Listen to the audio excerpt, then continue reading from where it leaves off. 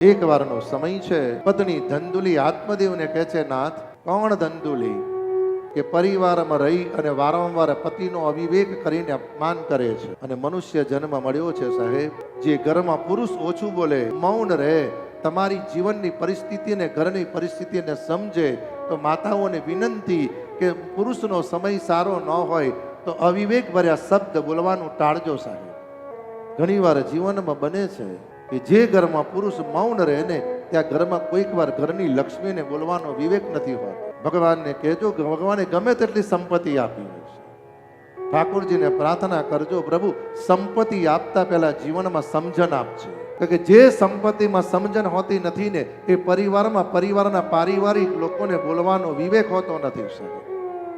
હા, ભગવદ અનુગ્રહ થયો. આત્મદેવે કહ્યું, દેવી, આવતીકાલે પૂર્ણિમાનો દિવસ છે. જો તમે આજ્ઞે આપતા હોય તીર્થ ક્ષેત્રમાં જઈને મારે તુંગભદ્રના નદીમાં સ્નાન કરવું છે.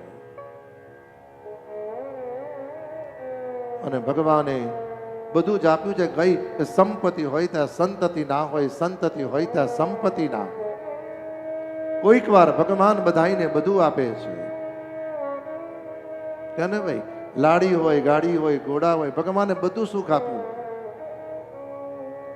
પણ પરિવારની અંદર કોઈક વાર મહેમાન આવે અને મહેમાનની સાથે ભોજન કરવા બેસે ને એટલે મહેમાન એમ કે અમારી થાળીમાં 5 પકવાન છે તો આપણે કેમ નહીં?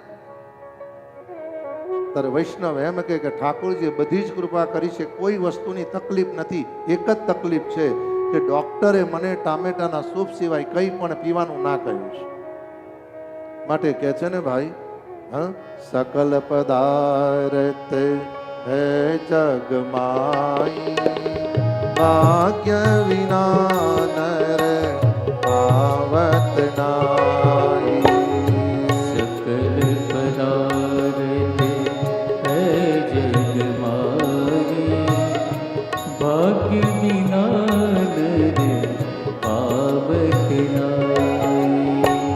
ભાગ્ય વિના નર પાવત નાઈ. ભાગ્ય વિના નર પાવત નાઈ. ભગવદ અનુગ્રહ થયો. આ એ શ્રીમદ ભાગવતની કથા છે. વૈષ્ણવો ભાગ્યોદયૈન બહુ જન્મન ચર્ચિતેન, ભાગ્યોદયૈન બહુ જન્મ સમર્ચિતેન, સત્સંગમાં ચ લભતે પુરુષો યદાવે.